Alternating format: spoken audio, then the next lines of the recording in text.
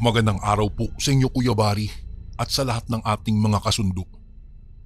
Nagpadala ako ng sulat sa iyo dahil gusto ko rin pong ibahagi ang aking totoong karanasan taong 1991. Para na rin makapagbigay ng aral at inspirasyon sa mga nakikinig.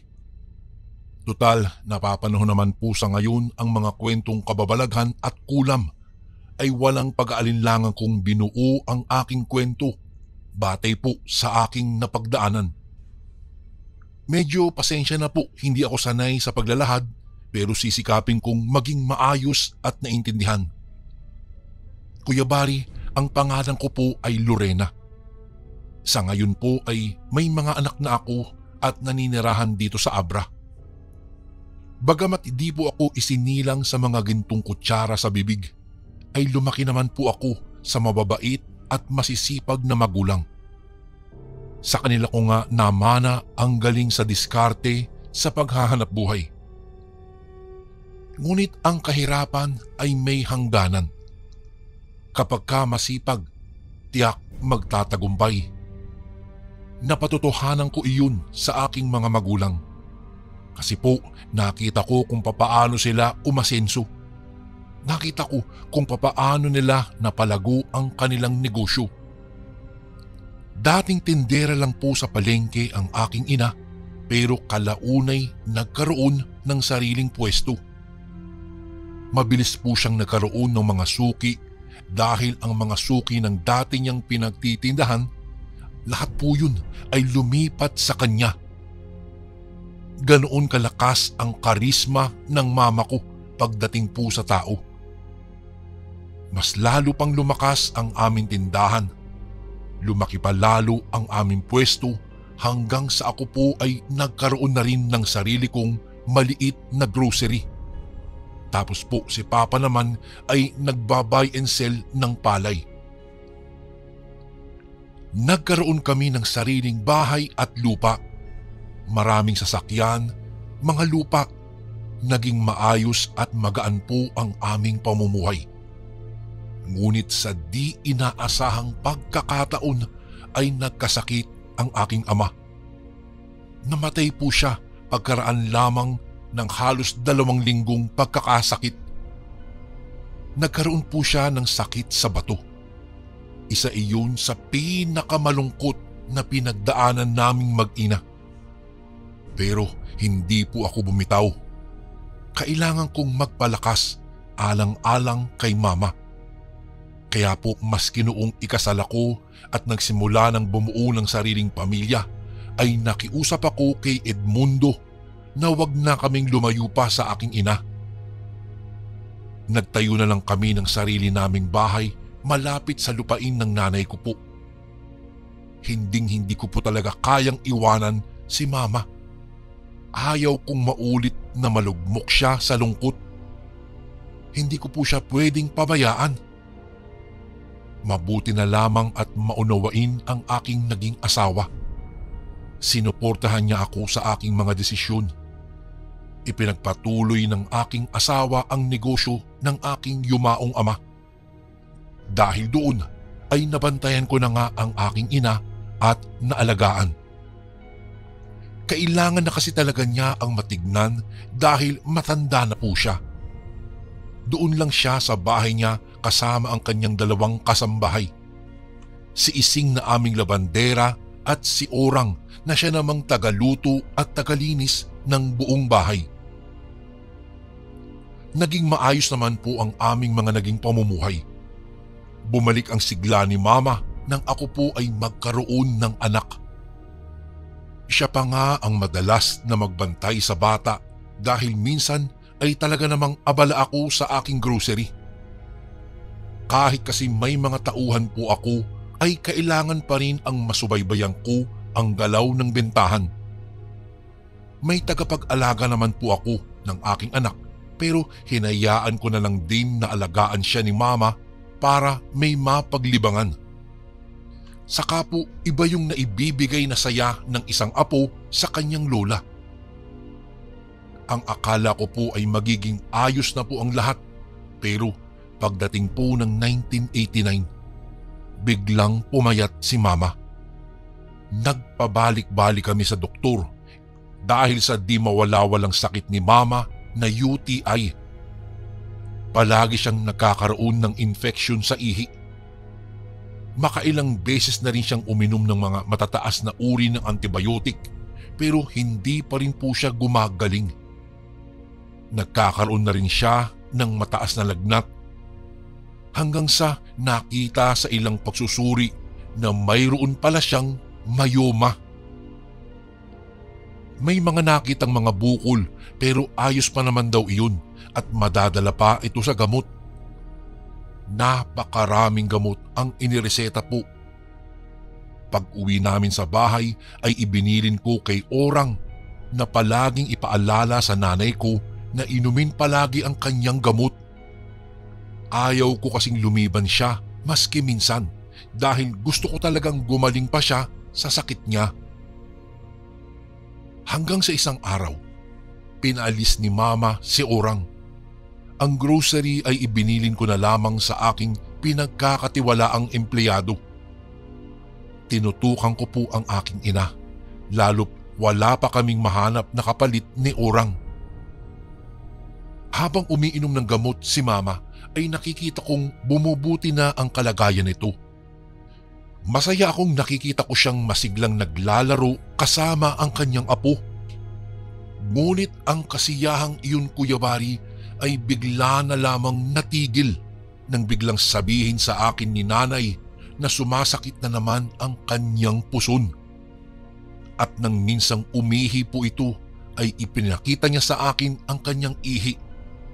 Dilaw o parang may nana na lumalabas. Meron ding patak ng dugo. Tapos bigla siyang nahino at nanghina na lang. Grabe ang naging takot ko ng araw na iyon. Akala ko po ay mawawala na sa amin ang aking ina. Hindi pa po ako handa. Nanatili kami sa ospital dahil sa hindi na bumubuti ang kanyang kalagayan. Personal kong inasikaso ang lahat ng mga kailangan ni mama. Pero sa tuwing lumalakas siya ay lumalabas kami. Ganoon na lang ganoon ang nangyayari sa loob ng halos isang buwan.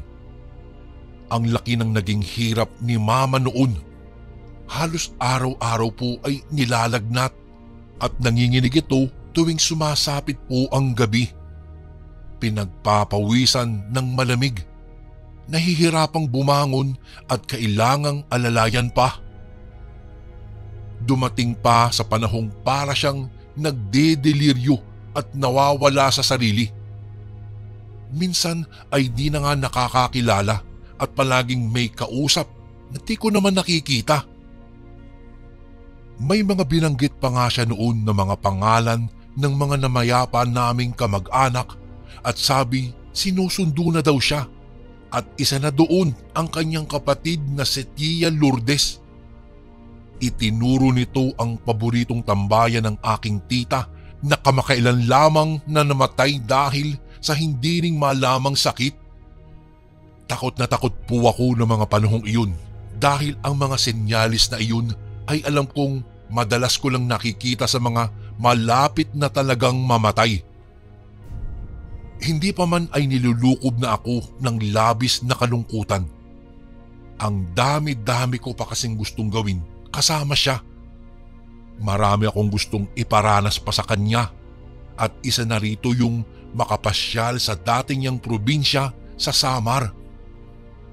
Hanggang sa isang araw ay para siyang nauupos na kandila dahil sa labis ng panghihina.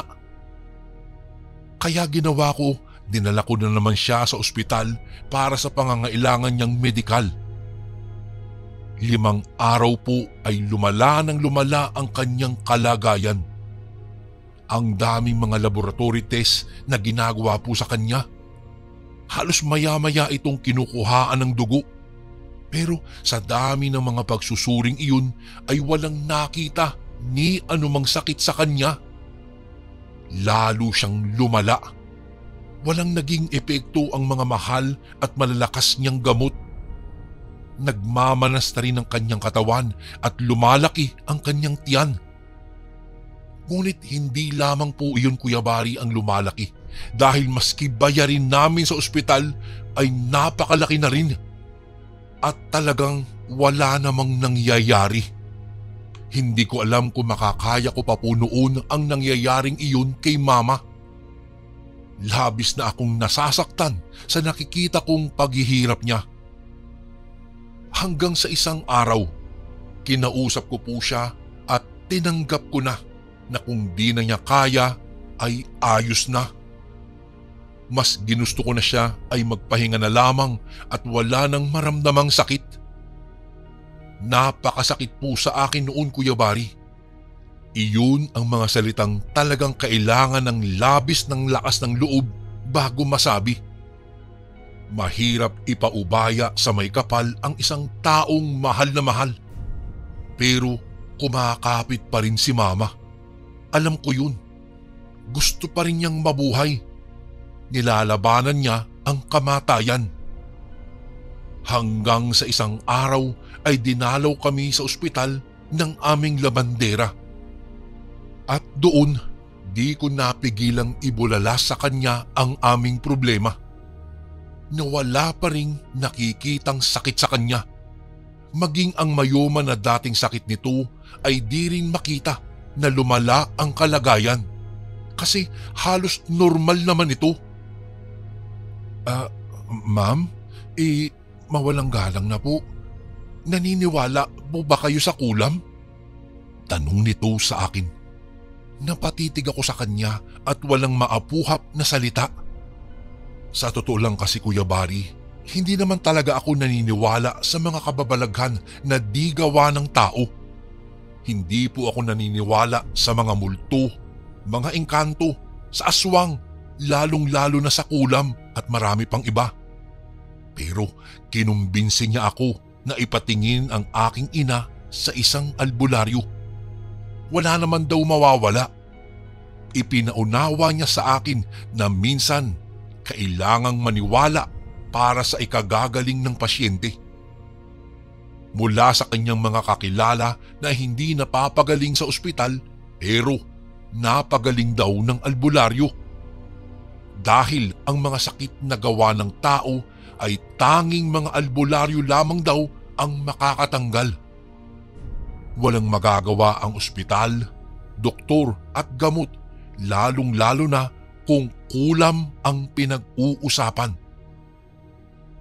Dahil doon, nagdesisyon ako na ilabas na muna sa ospital ang aking ina. Pinapirma nila kami ng waiver na wala silang pananagutan kapag may mangyaring masama sa aking ina sa labas. Sa totoo lang, kinabahan ako. Hindi dahil di ako naniniwala. Takot ako sa pwede kong malaman o sa sasabihin ng albularyo. Medyo nabubuksan na kasi ang isip ko na baka nga posible na kinulam ang aking ina. Naging desperado ako na magamot ang aking ina. Kuya Bari, sinunod namin ang payo ng aming labandera na si Ising. Kasama namin siya na naghanap sa kakilala niyang mahusay na albularyo doon sa kabilang bayan. Hindi naman mahirap hanapin ang lugar ng manggagamot. Sa loob ng isang araw na pagtatanong po namin ay agad namin siyang nahanap.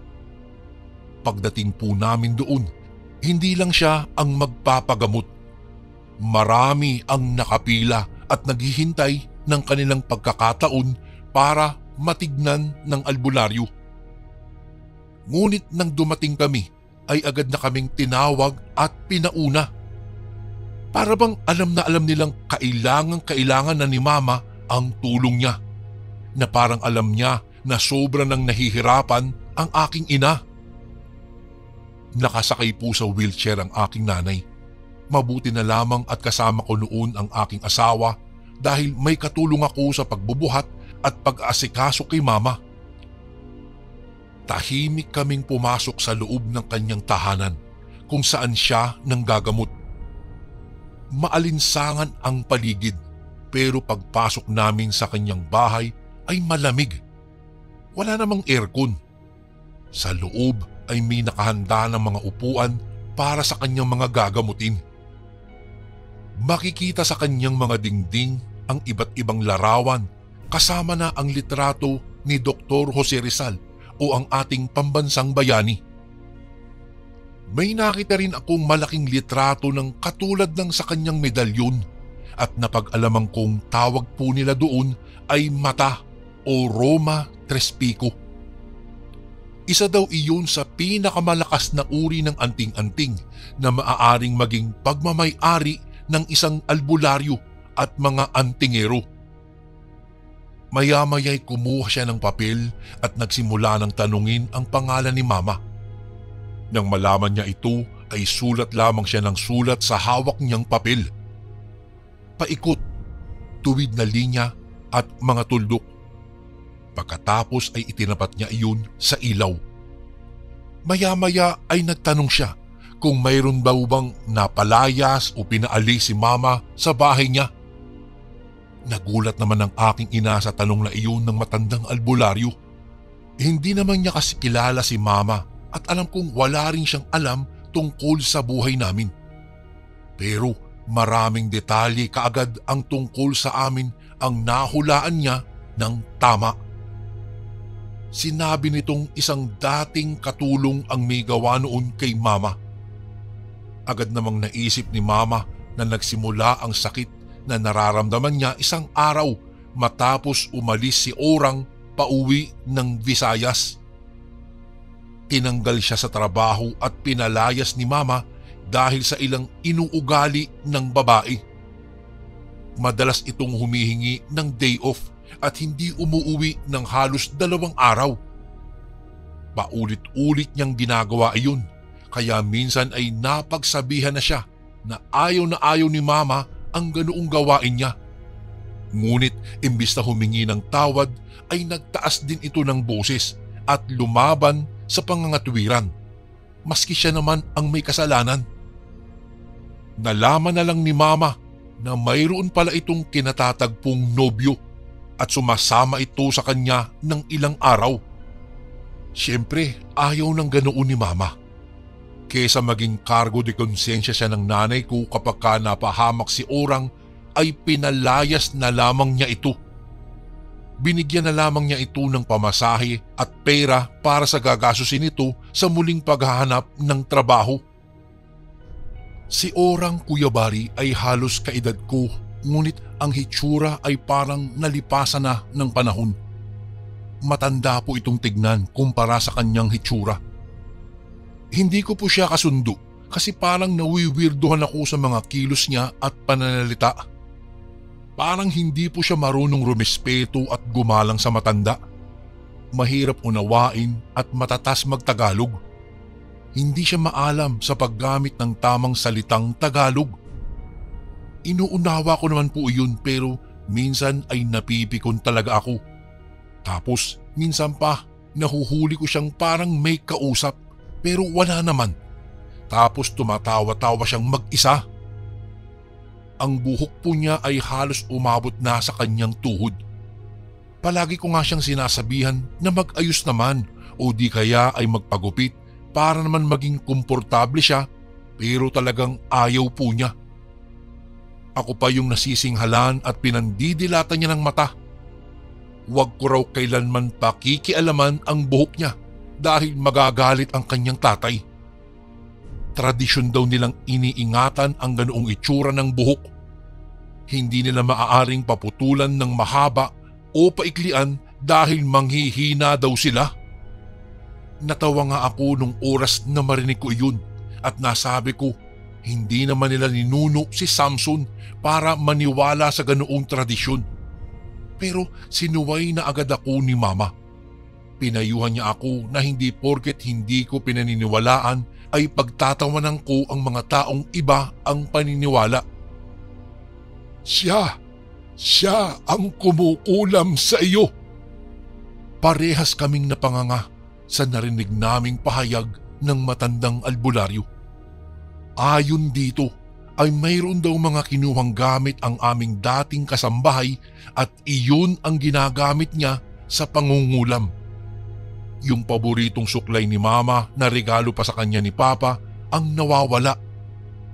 Malakas ang mangkukulam at di kakayanin ng isang gamutan lamang. Ilang beses pa kaming nagpabalik-balik sa matandang albularyo. Isa sa naging paraan niya ng panggagamot ay ang tinatawag nilang sanib. Kailangang mahuli ng albularyo ang kaluluwa ng mangkukulam at pasanibin ito sa pasyente o sa kung sino mang malapit na kamag-anak na kayang tanggapin ang lakas ng enerhiyang galing dito. Ako ang unang sumalang, Kuya Bari, pero hindi niya po sa akin mapasanib ang espiritu ni Orang. Hanggang sa nagboluntaryo po ang aking asawa at nagtagumpay naman kami. Sa kanya sumanib si Orang. Agad ay nakita naming namilipit sa sakit ang aking asawa.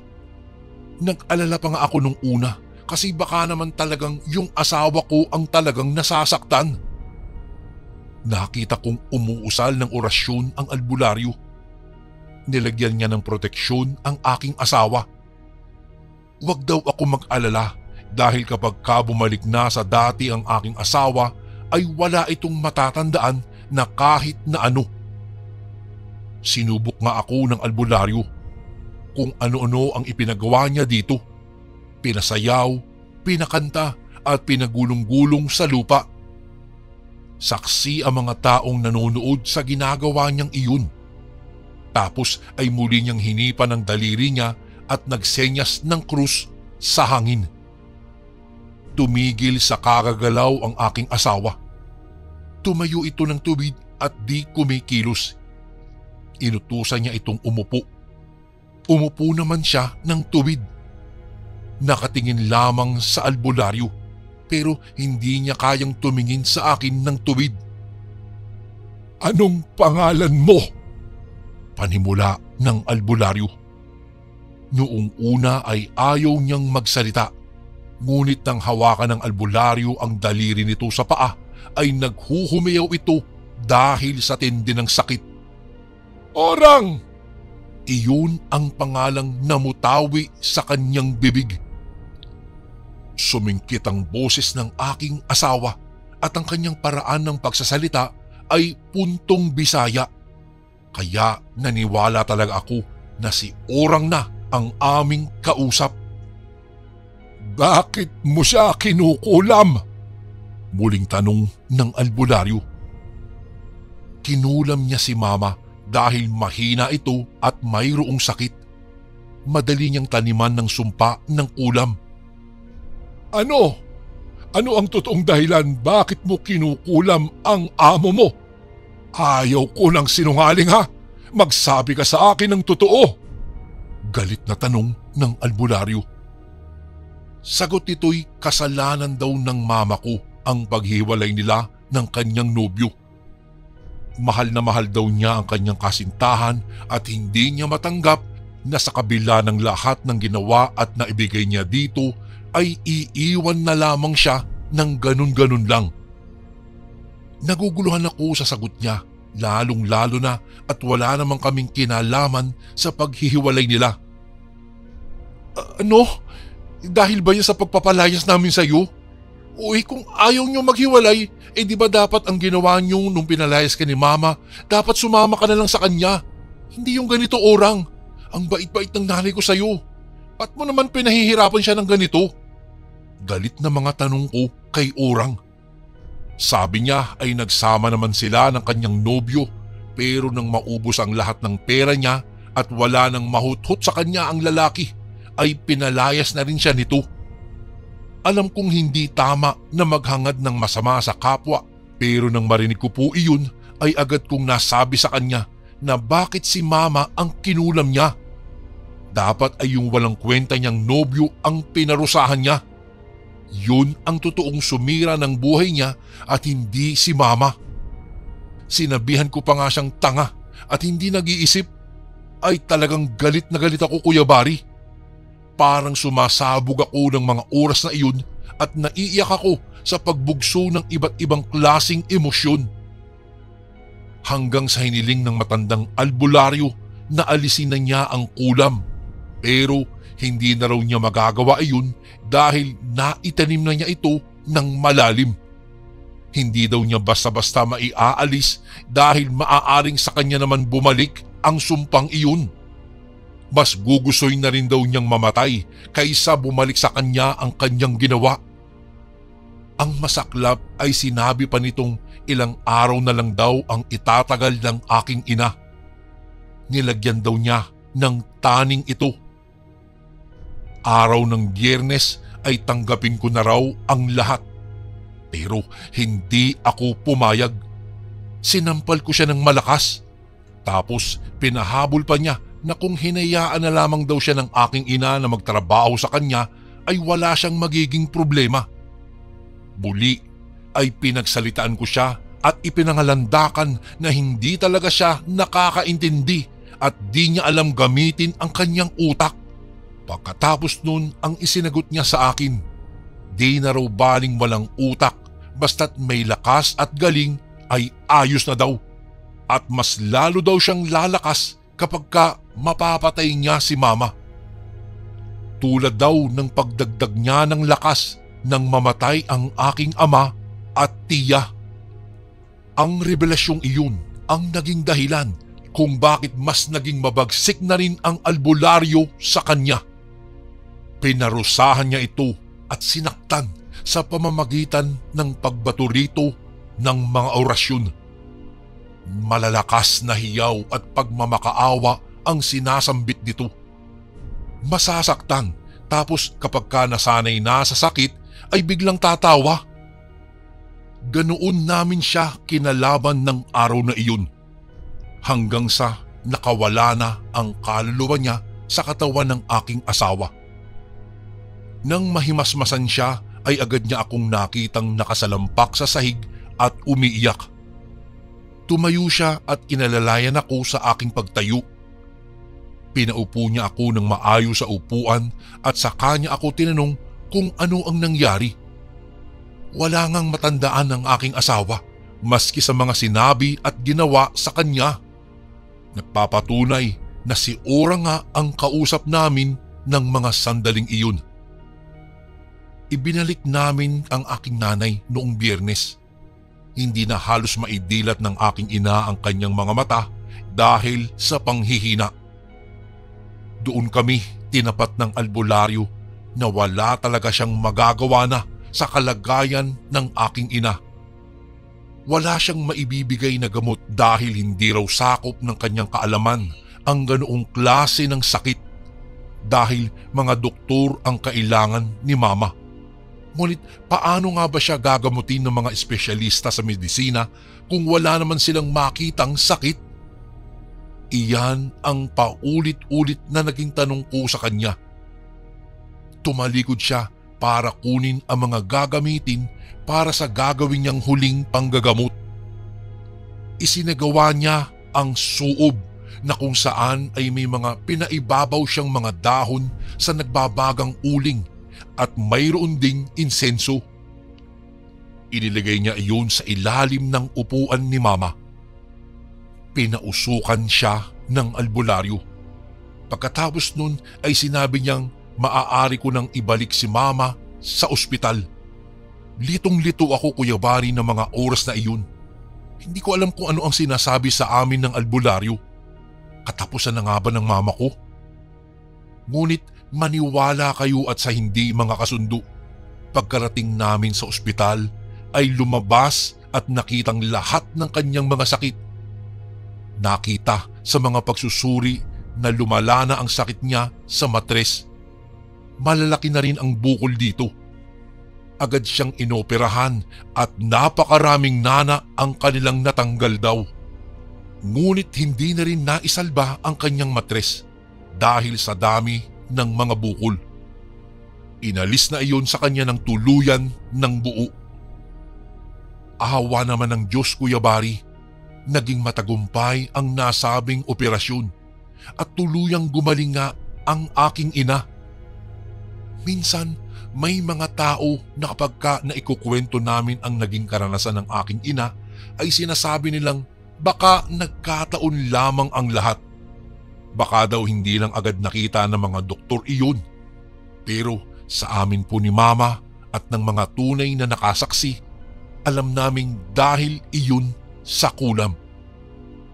Naniniwala akong itinago nito at tinakpan ang mga sakit ni Mama upang di siya magamot ng mga doktor. Para lumala ang kanyang karamdaman. At alam kong hindi niya titigilan ng aking ina hanggang sa ito ay mamatay. Nakakalungkot lamang isipin na may mga tao na sadyang nakaagawa ng kasamaan sa kapwa sa kabila ng pagiging mabuti nito sa kanya. Alam ko namang walang kasalanan ang mama ko sa kanya. At dahil siya naman ang may gawa at saka naging abusado din siya sa kabaitan ng aking ina. Pero alam mo Kuya Bari, hindi na namin ibinalik sa kanya ang kulam. Takot din kasi kami sa karma at ayaw din namin na maging kagaya niya. Sabi namin noon na bahala na lamang sa kanya ang Diyos. Basta po ang mahalaga ay gumaling si Mama at nakasama ko pa siya ng matagal. Kuya Bari, hanggang dito na lang po ang aking kwento. Sana po ay nagustuhan nyo ang aking ibinahagi. Sana po ay mayroon pong natutunang aral sa isinalaysay kong kwento. More power po sa Ang Sundo Horror Stories and God bless po sa lahat ng kasundong nakikinig ngayon. Lubos na gumagalang, Lorena.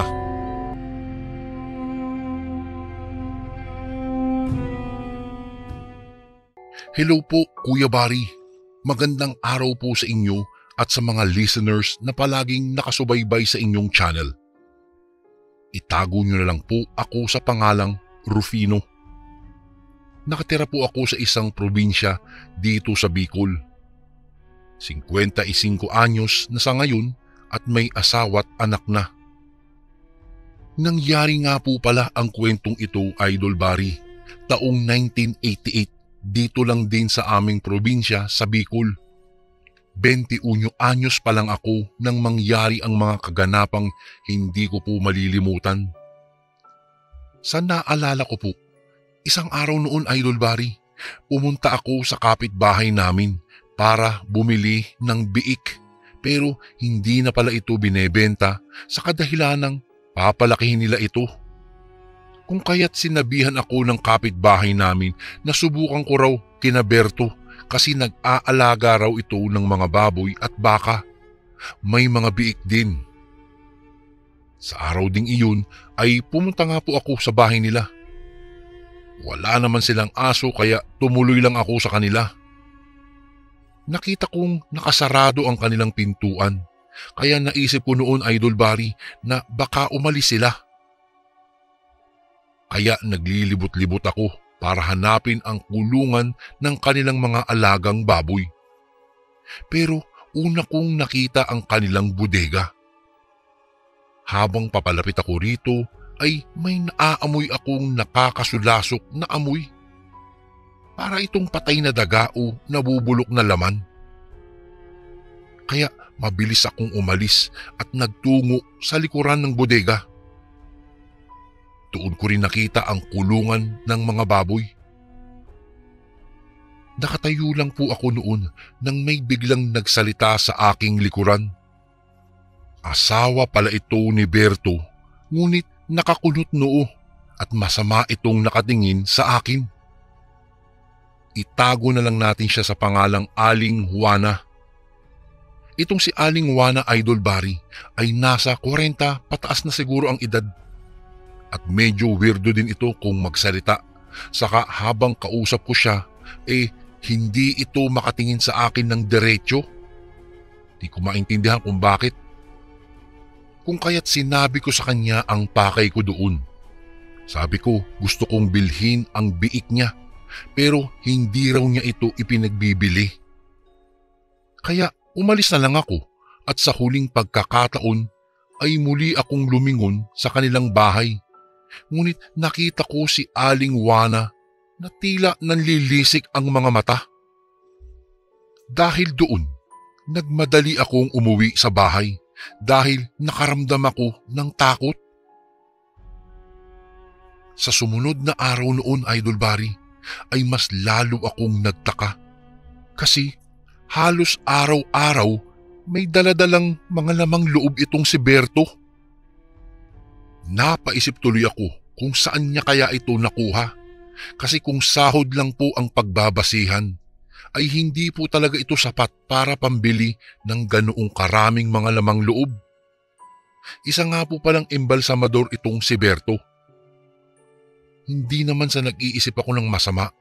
Sadyang na-curious lang po ako sa bagay na iyon.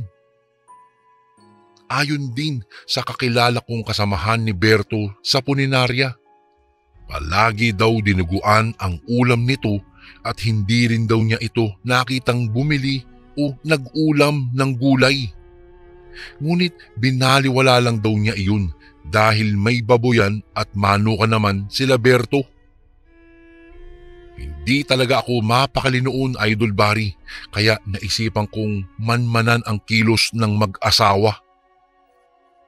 Ito na nga, Idol Barry, pagkarating ko sa kanilang bahay, ay dumiretso ako sa likuran at doon nagtago. Sumilip ako sa isang siwang at nakita ko si Aling Juana na nagluluto sa kanilang kusina. Habang pinagmamasdan ko siya, ay laking gulat ko, Idol Barry, dahil bigla itong lumingon sa aking direksyon at ngumiti ng nakakaloko. Tapos nun, mas lalo pang kumabog ang aking dibdib nang makita kong papalapit siya sa dingding kung saan ako nakasilip. Labis akong nagtaka noon kung bakit niya alam na nandoon ako. Saka sinabi rin niyang may naaamoy raw siyang sariwang dugo at natatakam daw siyang tikman ito. Bago pa siya muling tumalikod, ay sinabi pa niyang sa susunod na araw na lang daw niya ito kakatayin. Tapos bigla na lang siyang humalakhak. Hindi ko tuloy alam ang iisipin ko nung mga oras na iyon. Dahil sa labis na takot at kaba ay nagmamadali akong umuwi sa bahay. Hindi ko sinabi sa asawa ko ang ginawa ko noon dahil ayokong mag-alala siya sa akin. Ngunit dahil sa mga narinig ko kay Aling Juana, mas lalo lang akong naghinala sa kanila. Para bang hindi sila mga ordinaryong tao. Sa sumunod na araw, Idol Barry, ay si Berto naman ang sinundan ko sa kanyang pag-uwi. Pero sa pagkakataong ito, todo ingat na ako. Malakas talaga kasi ang loob ko noon na may lihim ang mag-asawang ito. May daladalang plastic noon si Berto at ang laman nito ay mga lamang loob. Todo ingat talaga ako sa paghakbang para hindi niya malaman na may sumusunod sa kanya. Pakubli-kubli ako sa mga kahoy para lang hindi niya ako mahalata at makita. Pero habang tumatagal, para bang nahahalata na niyang sinusundan ko siya. Hindi ko alam kung papaano niya nagawa yun. Pagkatapos noon ay nagulat na lang ako, Idol, dahil bigla siyang lumingon. Mabuti na lang at mabilis akong nakadapa sa mayabong na damuhan. Naku! Kung hindi ay baka nakita na niya ako. Matagal-tagal din akong nakadapa sa damuhan bago muling naglakad itong si Berto patungo sa kanila. Ilang minutong lakaran ay nakita ko na ang bahay nila. Nakapasok na rin si Berto sa loob at rinig kong sinabi nito sa asawa niya na may sumusunod daw sa kanya. Tapos sinabi pa nitong sabik na raw siyang makakain ng sariwang laman at makainom ng dugo. Bago ko po ipagpatuloy ang kwentong ito ay may request sana ako sa iyo, kasundo. Isang pindot lang ito, kasundo, sa subscribe button namin. Malaking tulong po ito sa amin, kasundo, upang mapagpatuloy pa namin ang mas marami pang magagandang kwento. Salamat sa pag-subscribe mo, bagong kasundo. Naku po, pagkatapos niyang sabihin iyon, Idol Barry, ay nagtawanan ang dalawa. Tapos nagsalita naman si Aling Juana at sinabing hindi na raw nila pauuwiin ang taong sumusunod kay Berto. Bagkus ay idadagdag daw ito sa kanilang hapunan. At alam daw nila kung saan ito nagtatago. Anak ng po, nang marinig ko ang lahat ng iyon, Idol, ay sobra akong kinabahan at nakaramdam ng takot. Alam ko kasing nung oras na iyon, ako ang pinariringgan nila. Kaya tahimik akong gumapang paalis at nagkunwaring wala akong nalalaman tungkol sa mag-asawa. Pero bago pa man ako umalis ay narinig ko pa ang sinabi ng lalaki na mas mabuti pa raw kung aalis na lang ako at huwag nang babalik sa teritoryo nila. Baka magbago pa ang kanilang isipan at gawin nila akong hapunan. Wow! Dagdag pa nito, trespassing din daw ang ginawa ko. Kung papatayin daw nila ako ng sandaling iyon ay magagawa niya dahil lupa niya iyon at huwag din daw akong magkakamaling ikalat ang mga nalaman ko dahil babalikan daw niya ako. Wala na akong nagawa noon, Kuya Bari, kaya tumakbo ako noon nang hindi lumilingon. Labis ang takot na nararamdaman ko ng oras na iyon at nasabi ko rin sa sarili ko na hindi ko na ulit gagawin pa ang ginawa ko. Buong araw ay wala akong ganang kumain, Idol Bari.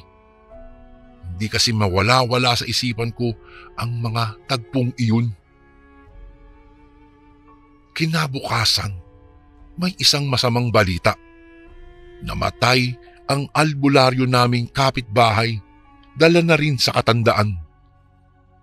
At sabi ng anak nitong si Rito, ipapaimbalsama raw nila ito at iuuwi rin pagkatapos. At ang naatasang bumalsamar sa namatay noon ay si Berto. Kaya naisipan kong ibunyag ang aking nasaksihan at nalaman tungkol kina Berto at Aling Juana. Pero may hinala na pala itong si Rito na may kakaiba kay Berto. May plano rin pala si Rito kung bakit si Berto ang gusto nilang mag-imbalsama sa kanyang tatay upang bukuhin pala ang mga gawaing matagal na nitong itinatago. Pumasok kami sa loob ng morgue noon at doon nga nakita namin si Berto na kinukuha ang mga lamang loob at palihim na isinisilid ito sa plastik. Galit ang rumihistro sa mukha ni Rito dahil sa kahayupang ginagawa nito sa kanyang ama.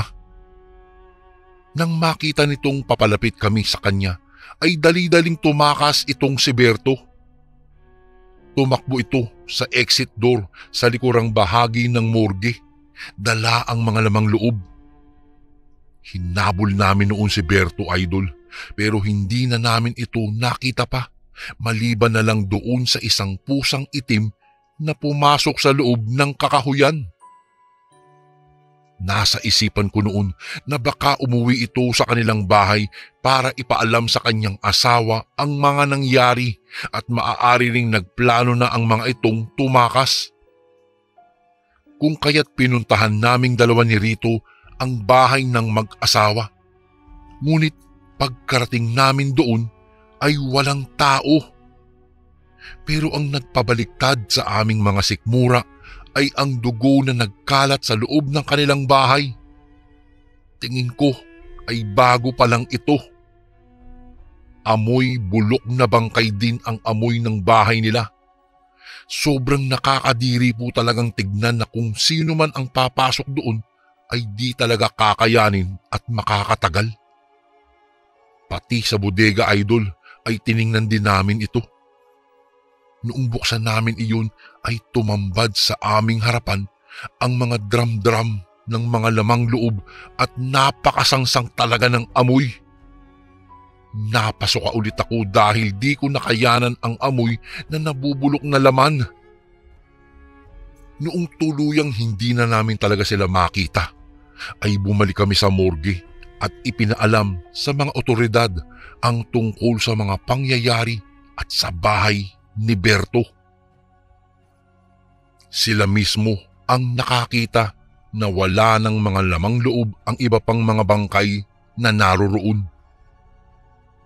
Nang malaman ito ng may-ari ng morgue, Kuya Bari, ay agad nila itong inaksyonan.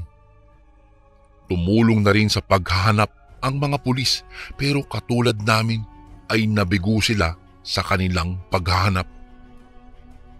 Ang kaganapang iyon ay mabilis na kumalat sa buong baryo namin at doon na naglabasan ang mga tsismis na ang mag-asawa raw ay mga aswang. Doon pa lang namin napag-alaman na talagang mga dayo pala ito at bago lang sila sa probinsya namin. Marami ang nagpasalamat dahil nahinto na ang kahayupang ginagawa ng mag-asawa. May mga sabi-sabi rin na baka may kinalaman ito sa pagkawala at pagkamatay ng mga ilang hayop na nasa baryo. Makalipas ang ilang buwan mula nang tumakas ang mag-asawang aswang na iyon, ay bumalik na sa dati ang lahat. Binuksan na rin ulit ang puninarya at kinuha ako ng may-ari bilang tagabantay ng puninarya nila. Naging isang gwardiya ako sa nasabing puninarya. Ngunit kahit ilang buwan na akong nagtatrabaho po dito, ay hindi pa rin maalis ang takot na namumutawi sa aking dibdib sa tuwing papasok ako sa loob ng puninarya. Naaalala ko po kasi lagi ang mga lamang loob na kinubkob ni Mang Berto doon sa loob. Tuwing maaalala ko po ito, ay talagang kinikilabutan pa rin ako, Idol Bari. Ngunit kalaunan ay nakasanayan ko na at hindi ko na pinapansin pa ang mga bagay na iyon. Ngunit hindi ko po talaga malilimut-limutan ang karanasang ito na minsang nakatagpo ako ng mga totoong aswang dito sa baryo sa Bicol. Hanggang dito na lang po ang aking kwento, Idol Bari. Maraming salamat po sa inyong pakikinig at sana po'y mabasa niyo po ito sa inyong channel sa susunod na mga araw. Lubos na gumagalang, Rufino.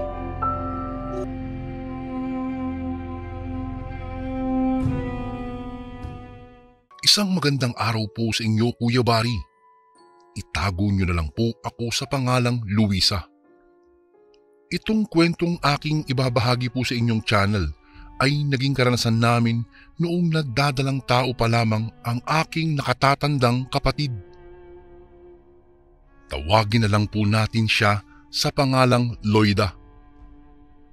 Noong mga panahong nagdadalang tao si Ate Loida, kaming dalawa lang ang magkasama sa bahay. Nasa abroad po kasi ang kanyang asawa, kung kaya't ako ang naatasan ng aking mga magulang na magbantay sa kanya. Nang mga unang buwan ng pagbubuntis ni ate, ay wala naman po kaming nararanasang pang-aaswang. Naging maingat din kasi kami, lalo na kapag sasapit po ang gabi. Nagsimula lamang ang lahat noong maging 7 buwan na ang dinadala ng aking kapatid, Kuya Bari. Isang umaga, habang ako ay nagwawali sa labas ng bahay ni na ate, may natanaw akong isang matandang babae. Naglalakad siya at parang wala sa kanyang sarili. Dahil sa aking pagtataka, tinanaw ko siya hanggang sa makarating siya sa tapat ng aming bakuran. Mawalang galang na po, ano po ang kailangan nila? Tanong ko sa kanya. Hindi ito nakapagsalita. Napatitig siya sa bahay ni na Ate Loida at saka parang may inaabangan. Walang ano-ano. Napatitig siya sa akin at saka nagwika. Hindi ba't may buntis na nakatira sa bahay na iyan? Kaano-ano mo siya? Tanong niya sa akin. Opo, kapatid niya po ako. Nandito lang po ako para bantayan siya dahil nagdadalang tao nga po siya. Wika ko sa matanda. Maitanong ko nga po, paano niyo po nalamang buntis po ang kapatid ko?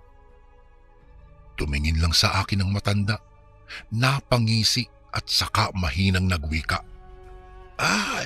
Madalas kasi akong napapadaan dito.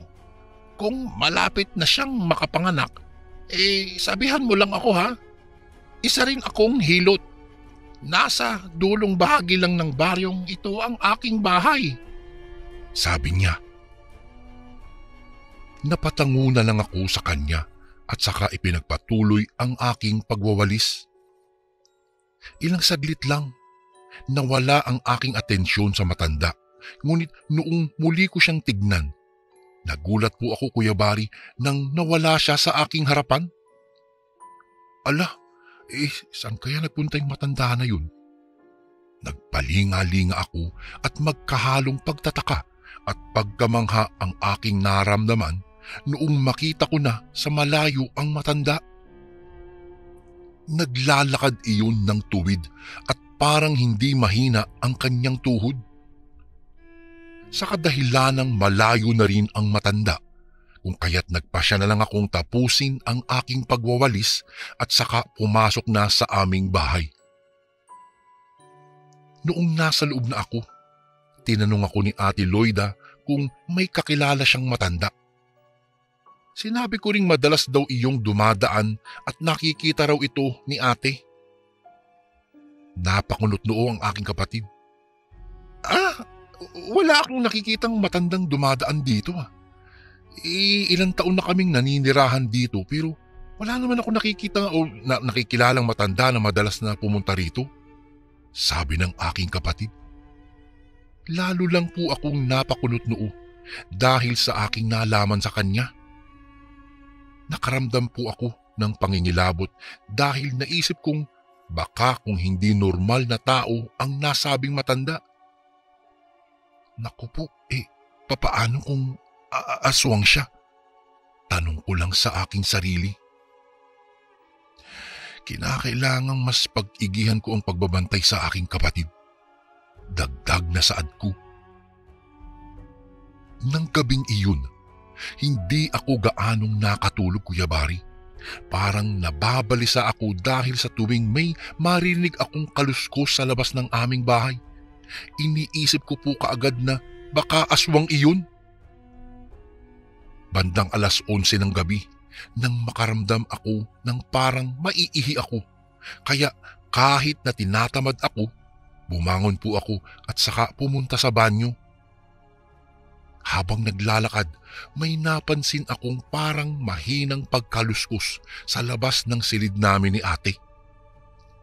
Dahil doon, nadaan ako sa may bintana at sumilip ako doon. Sino kaya yun? Mukhang wala naman, sabi ko sa aking sarili. Noong paalis na sana ako at dediretso na sa banyo, may nakita akong gumalaw. Pilit kong sinisipat iyon ng maigi, ngunit hindi ko nakita ng mabuti ito. Sa hindi ko malamang dahilan, agad akong pinanindigan ng aking balahibo sa batok. Dali-dali akong pumunta sa banyo at saka nang makabalik na'y kinuha ko po ang flashlight. Inilawan ko ang labas ng aming bahay, subalit wala naman akong nakikitang kahit na anong hayop doon. Hala, ano kaya yung nakita ko kanina? Tanong ko sa aking sarili. Bumalik ako sa aming silid. Muli kong sinubukan ang makatulog at sa kabutihang palad naman ay nakatulog din ako. Kinabukasan, sinabi ko kay Ate Loida ang aking nakita kagabi. Napakunot noo ito sa akin at napailing na lang siya at saka sinabing, "Naku, baka pusa lang yun." Napatango na lang po ako sa kanya at saka sinabing, "Naku, sana nga, mahirap na baka maisan tayo ng aswang, ate." Wika ko sa kanya. Makaraan ang ilang mga linggo, kabuwanan na iyon ng aking kapatid. Dahil doon, halos oras-oras akong nagbabantay sa kanya dahil baka pumutok ang kanyang panubigan. May sinabihan na rin akong tricycle na siyang aming sasakyan kung sakaling kailangan dalhin siya sa ospital. Isang dapit hapon, habang nakikipagkwentuhan sa aking kapatid, bigla siyang nagreklamo sa akin. Aray ko, ang sakit ng aking tiyan. Parang manganganak na yata ako. Wika niya sa akin. Bago ko po ipagpatuloy ang kwentong ito ay may request sana ako sa iyo kasundo. Isang pindot lang ito kasundo sa subscribe button namin. Malaking tulong po ito sa amin kasundo upang mapagpatuloy pa namin ang mas marami pang magagandang kwento. Salamat sa pag-subscribe mo, bagong kasundo. Sa kadahilan ng iyon, Kuya Bari, mabilis akong naglakad papalabas sa bahay namin. Ninais kong tawagin ang driver ng tricycle at nang madala kaagad ang aking kapatid sa ospital na nasa aming bayan. Noong nasa labas na ako ng bahay, bigla kong nakita ang matandang nagpakilala sa akin na isang hilot. Parang balisa siya at tila may kung anong nais gawin o sabihin. Ineng, manganganak na siya. Samahan mo ko sa loob. Ako na ang bahala sa kanya. Sabi niya sa akin. Dulot naman ng aking pagkataranta. Napatango ako sa kanya at saka isinama siya pabalik sa loob ng bahay ni na ate. Pagkapasok namin doon, nakita kong namimilipit na sa sakit ang aking kapatid. Napalingon ako sa matanda at saka tinanong siya kung ano ang aming gagawin. Ako na ang bahala, huwag kang mag-alala. Habang nagsasalita ang nasabing matanda, nakita kong parang mabilis ang tibok ng kanyang puso na parang sabik na sabik ito. Kita ko ring pinipigilan niya ang kanyang parang paglalaway. Ate, huwag kang mag-alala. Magiging maayos ang paglabas ng sanggol sa sinapupunan mo. Nakita ko si Lola sa labas kaya hindi na ako nag-atubili pang isama siya rito. Baka kasi kung sa bayan ka pa manganganak baka hindi umabot ka sa ospital. Mahabang salaysaying ko sa kanya. Napatango naman ang aking kapatid habang nakakunot-noo dahil sa sakit ng kanyang nararamdaman. Noong mga sandaling iyon, Kuya Bari, sinabi ng matanda ang kanyang mga kakailanganin. Wala ring pag-aalinlangan akong kumuha ng mga iyon at noong makabalik ako'y nakapwesto na rin si ate. Ineng, doon ka muna sa labas. Ako na ang bahala sa iyong kapatid. Huwag ka mag-alala. Sabi ng matanda, kaya wala akong nagawa kung hindi ang tumango. Lumabas ako sa silid kung saan naroon sina Ate Loida. Subalit, noong naroon na ako sa labas ng kwarto, bigla akong kinabahan. Hindi ko alam kung bakit pero pakiramdam ko po ay mali ang aking naging desisyon na iwanan ang aking kapatid sa loob. Makalipas lang ang ilang sandali, naririnig kong umiiri na ang aking kapatid. Ang matanda naman ay nagsasalita ng direksyon kay ate kung ano ang kanyang gagawin. Ilang saglit pa, may narinig akong iyak ng isang sanggol. Napabuntong hininga na lang ako. Akmang papasok na sana ako para makita ang sanggol nang bigla akong nagulat. Anong gagawin mo sa aking anak? Boses iyon ng aking kapatid na parang gulat na gulat. Ate! Bulalas ko. Walang pag-aalinlangan kong biglang binuksan ang pintuan ng silid at napatakip na lang ako sa aking bibig nang makita kong iba na ang anyo ng matandang hilot. Nanlaki ang aking mga mata, Kuya Bari, dahil nakita ko ang kanyang buhok ay nakabuhaghag at ang kanyang balat ay nangingitim na puno na ng balahibo. Anong uring nilalang ka? Pasigaw na tanong ko. Dahan-dahang lumingon sa akin ang matandang hilot at kita kong naglalaway siya at nanlilisik ang kanyang mga nagbabagang mga mata. Aswang yan! Aswang yan! Sigaw ni ate. Nataranta ako ng mga panahong iyon, Kuya Bari. Dali-dali akong lumapit sa peking hilot at saka sinubukang agawin ang aking pamangkin. Subalit mabilis iyong gumalaw. Akin ang batang ito. Ito ang magiging pagkain ko sa gabing ito. Wika ng aswang. Hindi ako papayag. Magkakamatayan muna tayo. Kinuha ko ang palangganang may maligamgam na tubig at saka mabilis iyong inihampas sa matanda. Walang yaka! Nilingon ako ng aswang dahil sa aking ginawa. Gamit ang isa niyang kamay, biglang kinalmot niya ako sa aking mukha. Nagawa niya akong sugatan, Kuya Bari, kaya napaatras ako ng bahagya. Hindi ako papayag na makuha mo ang aking anak. Pagkawika ng aking kapatid ng mga katagang iyon, buong lakas siyang sumigaw upang makahingi ng tulong sa kapitbahay. Kahit hinang-hina pa siya, wala siyang naging pakialam. Mga kapitbahay, tulungan niyo kami! Tulong! Kukunin ng aswang ang anak ko! Sigaw pa ni Ate Loida. Sakto namang dumating ang tricycle na siyang sasakyan sana namin patungo sa ospital. Narinig daw niya kasi ang sigaw ng aking ate kung kaya't agad siyang pumunta. Dahil nalaman niyang may aswang sa loob ng bahay, nagsisigaw siya upang tawagin pa ang iba pang mga tao. Pinaligiran ng mga kanayon ni na ate ang kanyang bahay.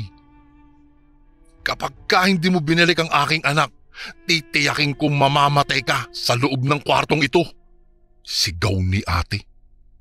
Nakaramdam ng pagkabahala ang aswang, Kuya Bari, dahil sa mga nagkakagulong tao sa labas ng aming bahay. Walang ano-ano. Mabilis niyang inilapag sa sahig ang sanggol at saka sa isang kisap ng aming mga mata, tumalon nito sa bintana. Narinig naming biglang nagkagulo ang mga tao. Nagsigawan ito dahil hinahabol na pala nila ang aswang. Laking pasasalamat namin sa mga taong naroroon dahil agad silang rumesponde.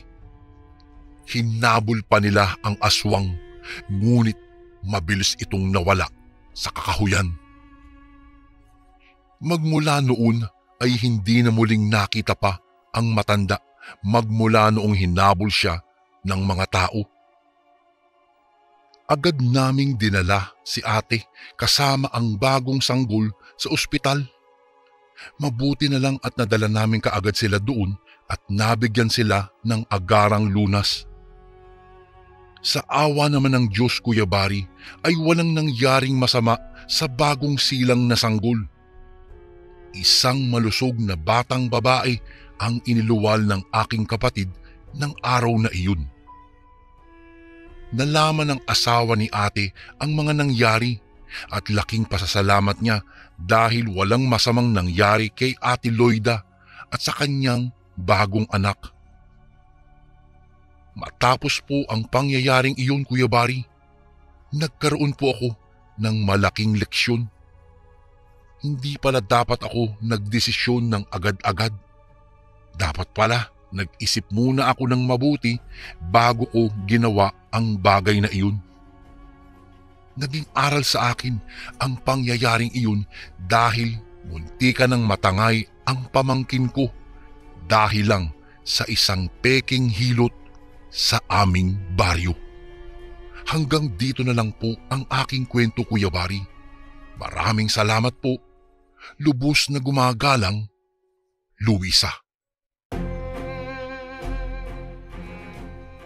And again, maraming salamat po mga kasundo. Don't forget to subscribe and i-click nyo lang po yung bell na button para updated po kayo sa mga upcoming videos namin na paparating. Maraming salamat po ulit. God bless and ingat po lagi dyan. Ito po si Kuya Bari at ako ang Sundo.